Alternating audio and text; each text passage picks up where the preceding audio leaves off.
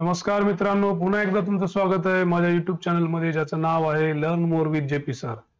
मित्रांनो, आपली एक्सेलची सिरीज चालू आहे, ज्यामध्ये आपण झिरो टू हिरो हा प्रवास करणार आहोत, ज्यामध्ये आपण अगदी बेसिक पासून ते ॲडव्हान्स पर्यंत एक्सेलचं प्रशिक्षण घेणार आहोत. मित्रांनो,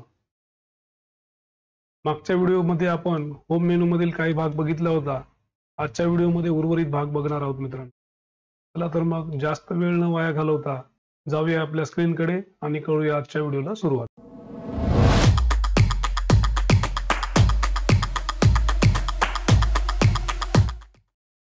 सर्वप्रथम एक्सेल ओपन करून घ्या. एक ब्लँक वर्कबुक सिलेक्ट करा. आज आपण एक मार्कशीट बनवणार आहोत आणि ज्यावर सगळ्या काही गोष्टी इम्प्लिमेंट करून पाहणार आहोत. वेगवेगळे फॉर्म्युलेज. आजच्या व्हिडिओमध्ये आपल्याला एडिटिंग हा ग्रुप आज आपण शिकणार आहोत. त्याच्यामध्ये आपण सगळ्यात अगोदर काही फॉर्म्युले बघणार आहोत. फॉर्म्युले बघण्यासाठी आपल्याला एक मार्कशीटचा फॉर्मॅट आपण या ठिकाणी पाहणार आहोत. मित्रांनो, सर्वप्रथम या ठिकाणी काही विद्यार्थ्याचे नाव, त्यांच्या विषयाचे नाव आणि काही मार्क आपण या ठिकाणी टाकणार आहोत. चला तर सुरुवात करूया.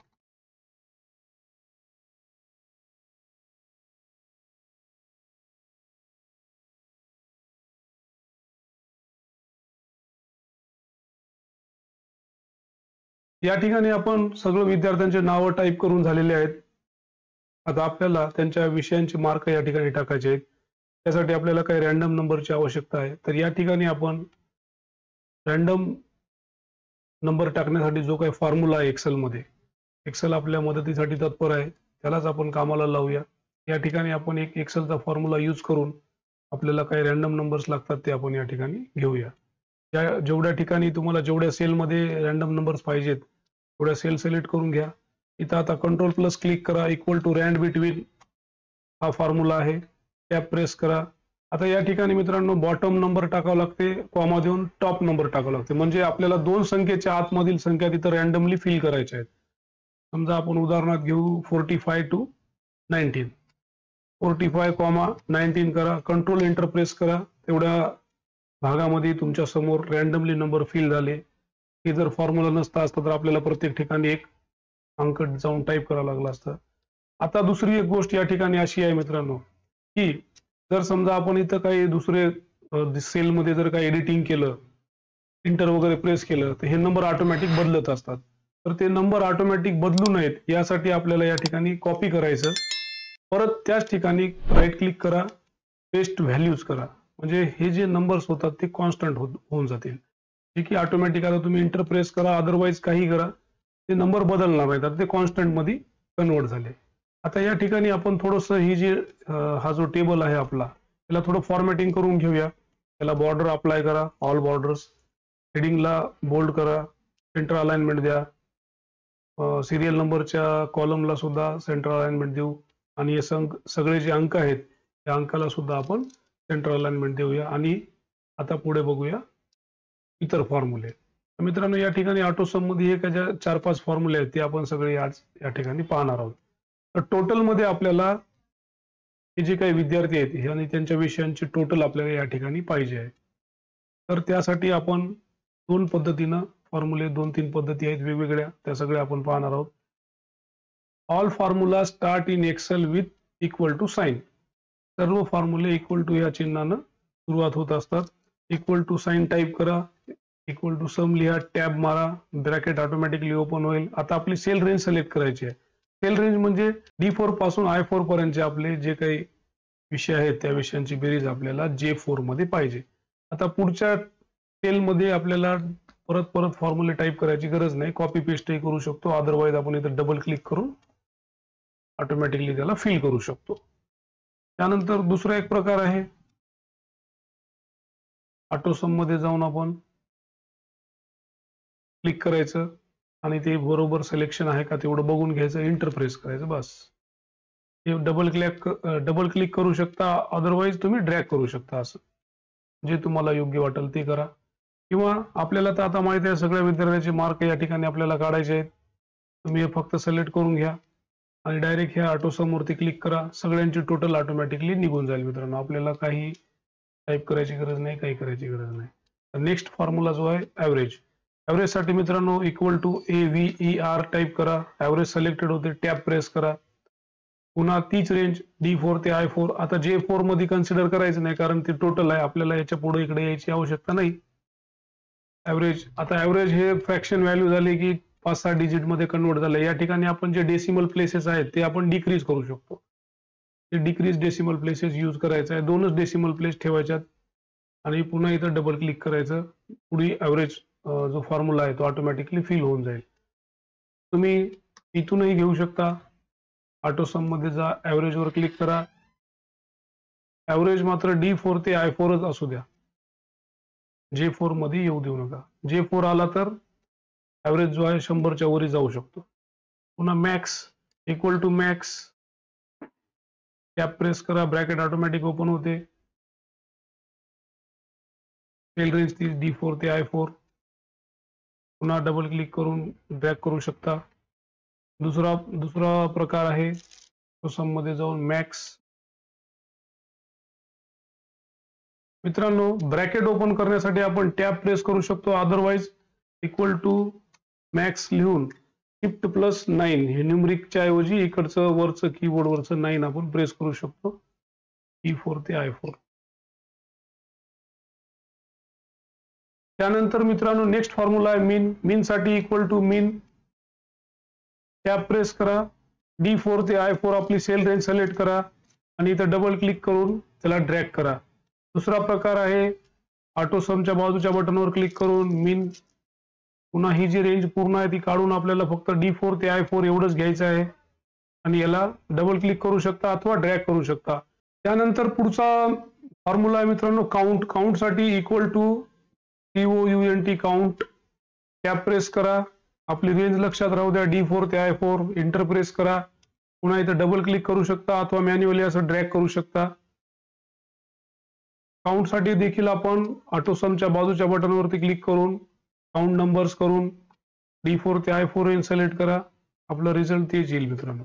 त्यानंतर आता पुढचा मेनू आहे रिझल्ट. रिझल्ट मध्ये आपण पास किंवा फेल असं आपण बघणार आहोत या ठिकाणी.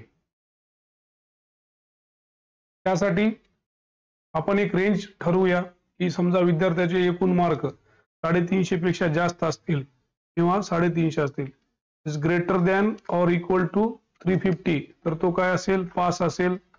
अदरवाइज लेस दॅन 350 असेल तर फेल असेल.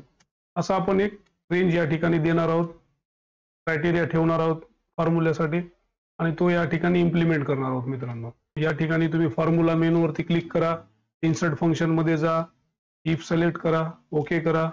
या ठिकाणी लॉजिकल टेस्ट काय आहे आपली, J4 मधील value greater than or equal to 350. Tab press करा. सेकंड जो फील्ड आहे त्याच्यामध्ये पास लिहा, पुन्हा टॅब प्रेस करा, फेल लिहा, पुन्हा टॅब प्रेस करा आणि ओके करा. ऑटोमॅटिक तुमच्या समोर फॉर्म्युला येऊन जाईल, रिझल्ट येऊन जाईल. त्याच्यानंतर बघा जिथं जिथं 350 पेक्षा कमी आहे ते विद्यार्थी फेल झालेत. समजा इथं आपण काही मार्क वाढवले, 70 केले, तो त्याचे टोटल होते 349, तरी तो फेल आहे. आणि याला 71 केले तर त्याचं टोटल होते 350, त्यावेळेस तो पास होते. कारण आपण फॉर्म्युला असा दिला होता की 350च्या बरोबर असेल किंवा 350 पेक्षा जास्त असेल तर पास, 350 पेक्षा कमी असेल तर तो फेल. दॅट्स इट मित्रांनो. अशा प्रकारचे काही महत्वाचे फॉर्म्युले होते जे की आपण आज बघितलेले आहेत. त्यानंतर मित्रांनो पुढचा ऑप्शन आहे फिल. फिल मध्ये आपल्याला जर समजा एखादी अंक आपण या ठिकाणी टाकलेला आहे, आता हे जे अंक आहे खाली आपल्याला डाऊन स्ट्रीम मध्ये कंटिन्यू जेवढे सिलेक्ट केले तेवढ्यामध्ये आपल्याला फिल करायचं असेल तर आपण फिल वरती जाऊन फिल डाऊन करू शकतो. किंवा हाच अंक राईटला न्यायचा असेल आपल्याला, जेवढं सिलेक्शन केलं तेवढ्या भागामध्ये फिल नेऊन राईट वर क्लिक करू शकतो आपण. त्यानंतर लेफ्टला न्यायचं असेल तर फिल वरती जा, लेफ्ट करा. त्यानंतर अप साईडला न्यायचं असेल, जेवढे सिलेक्टेड तुम्ही सेल केले असतील तेवढ्या सिलेक्टेड सेलमध्ये ते ऑटोमॅटिकली फिल होऊन जाते मित्रांनो. अशा पद्धतीने आपण फिल बघितलं. त्यानंतरचा ऑप्शन आहे मित्रांनो सिरीज. सिरीज वर क्लिक केल्यावर तुमच्या समोर असा एक डायलॉग बॉक्स होतो. याच्यामध्ये आपल्याला सिरीज इन म्हणजे रो मध्ये पाहिजे सिरीज का कॉलम मध्ये पाहिजे हे आपल्याला विचारले जाते. त्याच्यानंतर सिरीजची टाईप कशी पाहिजे, लॅनियर, ग्रोथ, डेट, ऑटोफिल याचे उपयोग आपण आज पाहणार आहोत. समजा या ठिकाणी आपल्याला काही नंबर्स फिल करायचे आहेत, जसे की 1 2 3 4. 1 लिहा, त्या 1 वर क्लिक करा, फिल वरती जा, सिरीज मध्ये जा, कॉलम सिलेक्ट करा. 1 मध्ये 1 स्टेपनं व्हॅल्यू वाढणार आणि 10 ला जाऊन थांबणार. ओके, हे सिंपल लानियर. एक त्याच्यामध्ये पुन्हा एक वाढणार, 2 होणार, पुन्हा त्याच्यामध्ये एक वाढणार, 3 होणार, पुन्हा त्याच्यामध्ये एक. अशा पद्धतीने हे लानियर केलं आपण. आणि समजा हेच 1 क्लिक केलो, 1 टाईप केलो, 1 वर क्लिक करा, ही सेल सिलेक्ट करा, फिल वरती जा, सिरीज, सिरीज मध्ये कॉलम, कॉलम मध्ये ग्रोथ, ग्रोथ मध्ये स्टेप व्हॅल्यू 3 पटीने वाढत जाणार. असं जर आपण केलं, आता या ठिकाणी 1000 केलं, टॉप व्हॅल्यू किती आहे 1000. ओके करा. आता ही संख्या जी आहे 1 च्या तिप्पट 3, 3 च्या तिप्पट 9, 9 च्या तिप्पट 27, 27 च्या तिप्पट असं पटीत वाढत गेलं, 3 पटीत वाढत गेलं. आपण त्या पद्धतीने हे ग्रोथ यूज केलं. त्यानंतर डेट फंक्शन आहे. डेट फंक्शन मध्ये आपण डेट फिल करू शकतो. समजा आपण या ठिकाणी डेट टाकली 1 टाकल्यावरती 1/1/2001 घेतलं मित्रांनो. या ठिकाणी आपण सिलेक्ट करून घेतलेत काही सेल. त्याच्यानंतर आपण फिल मध्ये जाऊन सिरीज, कॉलम, डेट, डे करू शकतो, जे की याच्यामध्ये फक्त तारीख बदलली मित्रांनो, महिना आणि वर्ष सेम आहे. समजा आपल्याला जर तारीख सेम ठेवायची आहे, फक्त महिना बदलायचा असेल तर आपण तसं करू शकतो. फिल, डेट, सिरीज, सिरीज मध्ये डेट, डेट मध्ये मंथ. वीकडे घेतलो तर मित्रांनो आठवड्याचे दिवस त्याच्यामध्ये येतील, बुधवार तर बुधवार असं. मंथ केलं तर आता मंथ जर घेतलं आपण, डेट सेम राहिली, फक्त मंथ चेंज झाला. 1/1/1/1/2/1 अशा पद्धतीनं डेट आपल्या समोर डिस्प्ले झाली. त्यानंतर पुढचा ऑप्शन आहे त्याच्यामध्ये की डेटच पण इयर. आता काय चेंज होईल, डेट आणि मंथ सेम राहील, इयर या ठिकाणी चेंज होईल. त्यानंतर पुढचा मेनू जो आहे त्याच्यामध्ये दुसरं फंक्शन जे आहे ते आहे जस्टिफाय. जस्टिफायचा उपयोग असा असतो मित्रांनो की समजा आपल्याकडे काही नाव आहेत,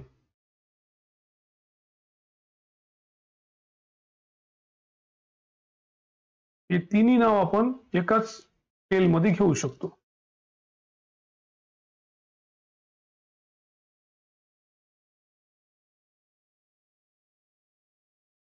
अशा पद्धतीनं खालच्या 2 सेलचे नाव ऑटोमॅटिकली वरच्या बाजूला या ठिकाणी शिफ्ट झालेले आहेत जस्टिफाय मुळे मित्रांनो. यानंतर पुढचा मेनू आहे फिल मधील फ्लॅश फिल. फ्लॅश फिल साठी आपण असे काही नावं या ठिकाणी टाईप करून घेतलेले आहेत. आता आपल्याला त्यांच्या नेक्स्ट सेलमध्ये त्याचं फर्स्ट नेम पाहिजे आणि त्याच्या नेक्स्ट सेलमध्ये त्याचं लास्ट नेम पाहिजे. तर सुरुवातीला फर्स्ट नेम आपण कसं घ्यायचं ते बघूया. राजेश नाव टाईप करा. आता खाली कंट्रोल ई प्रेस करा, ऑटोमॅटिक सगळ्यांचे फर्स्ट नेम या ठिकाणी ऑटोमॅटिकली फिल होऊन जातील. सेकंड सेलमध्ये मित्रांनो जसंही आपण एकाचं नाव टाईप केलं आणि दुसऱ्याचं सुरू केल्या ऑटोमॅटिकली खाली लिस्ट आउट होते. या ठिकाणी फक्त आपल्याला इंटर प्रेस करायचं आहे, ऑटोमॅटिकली सेकंड कॉलम मध्ये त्यांचं लास्ट नेम ऑटोमॅटिकली फिल झालं मित्रांनो. अशा पद्धतीने आपण फ्लॅश फिलचा वापर करू शकतो मित्रांनो. यानंतर आता पुढचा मेनू आहे क्लिअर. क्लिअर मध्ये मित्रांनो आपण आपल्या समोर काय 4-5 ऑप्शन येतात. क्लिअर ऑल केलं तर सगळे नाव, फॉर्मॅटिंग, सगळं कंटेंट सहित सगळं डिलीट होऊन जाते. आणि फक्त क्लिअर फॉर्मॅट्स केलं तर आपण जे काय फॉर्मॅटिंग दिलं, समजा क्लिअर ऑल केलं तर पूर्ण असं नाव, कंटेंट, फॉर्मॅटिंग सगळं काही गायब होऊन जाते.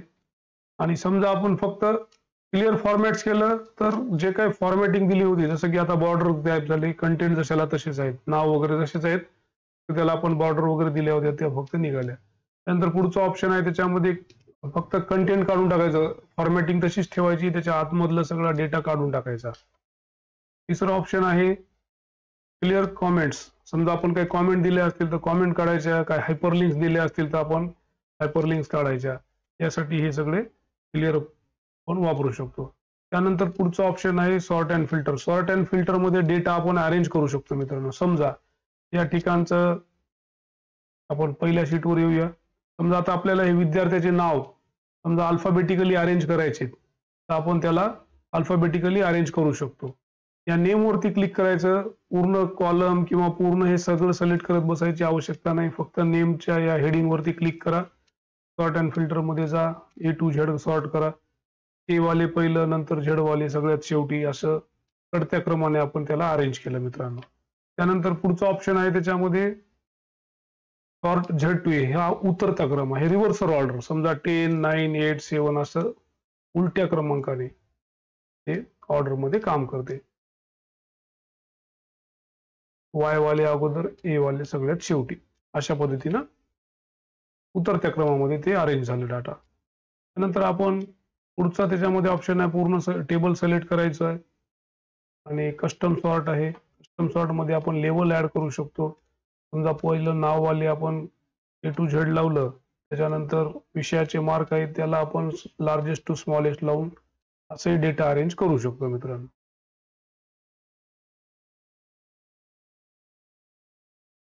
त्याच्यानंतर पुढचा ऑप्शन आहे फिल्टर.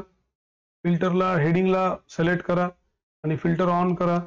याचा उपयोग याच्यासाठी आहे मित्रांनो की समजा पूर्ण डाटा आपल्याला बघत बसायची गरज नाही. आपल्याला स्पेसिफिक विद्यार्थ्याचा डाटा बघायचा असेल तर आपण या नेम वरती क्लिक करायचंय.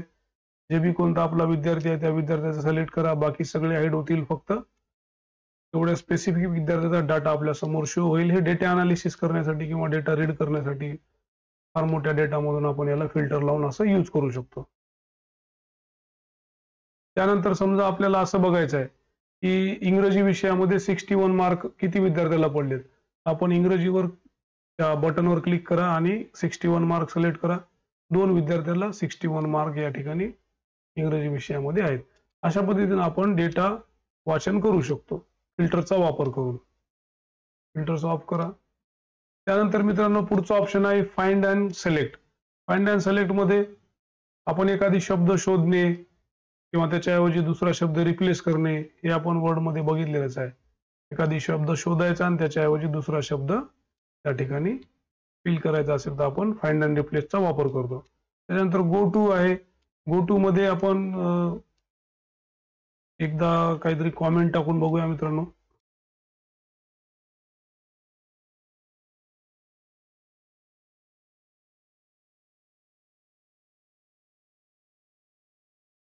आता बघा पूर्ण शीट सिलेक्ट करा. Find and select, go to special. तर जिथं कॉमेंट आहे कॉमेंट सिलेक्ट करा. बघा हे 2 सेल सिलेक्ट आहेत म्हणजे या ठिकाणी आपण कॉमेंट केलेली आहे. त्यानंतर पुढचा ऑप्शन आहे गो टू स्पेशल मध्ये कॉन्स्टंट. पूर्ण शीट सिलेक्ट करा. पुढचा ऑप्शन आहे कॉन्स्टंट. ज्या कॉन्स्टंट व्हॅल्यूज आहेत त्याच त्यांनी सिलेक्ट केल्यात. बाकी फॉर्म्युले वाले त्यांनी सिलेक्ट केलेले नाही मित्रांनो. या जनरली बदलत नाहीत. फॉर्म्युला हा बदलू शकतो त्यामुळे त्यांनी फॉर्म्युल्याला सिलेक्ट न करता कॉन्स्टंट व्हॅल्यू ज्या आहेत त्या त्यांनी सिलेक्ट केल्यात. अशा पद्धतीने आपण हे वेगवेगळे गोष्टी वापरू शकतो. फॉर्म्युला जिथं आहे तिथं समजा सगळं फॉर्म्युला सिलेक्ट करायचे असतील तर फॉर्म्युलाज हे फक्त फॉर्म्युला सिलेक्ट, बाकी सगळं सोडून दिले. त्यांनी कॉन्स्टंट व्हॅल्यू सिलेक्ट केलं नाही. आता फक्त फॉर्म्युला जिथं आहे तेवढे सेल त्यांनी सिलेक्ट केल्या. अशा पद्धतीने आपण हे वेगवेगळ्या गोष्टी यूज करू शकतो. फॉर्म्युला असेल फॉर्म्युला, कॉमेंट्स असतील कॉमेंट्स, कंडिशनल फॉर्मॅटिंग दिला असेल कंडिशनल फॉर्मॅटिंग, कॉन्स्टंट व्हॅल्यू आहेत कॉन्स्टंट व्हॅल्यू. डाटा व्हॅलिडेशन मित्रांनो आपण डाटा मेनू ज्यावेळेस येईल त्यावेळेस आपण बघणार आहोत. सिलेक्ट ऑब्जेक्ट हे आपण वर्ड मध्ये बघितलं होतं. अरेंज ग्रुप मधलं आहे ते पेज लेआउट मधील. सिलेक्ट ऑब्जेक्ट, सिलेक्शन पेन वगैरे या गोष्टी आपण काही जर शेप इन्सर्ट केले तर शेपवर सिलेक्शन अप्लाय करण्यासाठी आपण त्याचा वापर करतो मित्रांनो. तर आजच्या दिवस आपण या ठिकाणी थांबणार आहोत मित्रांनो. आजचा व्हिडिओ तुम्हाला कसा वाटला मला नक्की कॉमेंट करून कळवा. माझ्या व्हिडिओला लाईक करा, चॅनलला सबस्क्राईब करा आणि जास्तीत जास्त तुमच्या मित्रांसोबत शेअर करा मित्रांनो. चला तर मग पुन्हा भेटूया एका नवीन व्हिडिओ सोबत. तोपर्यंत आपल्या आरोग्याची काळजी घ्या. Bye bye.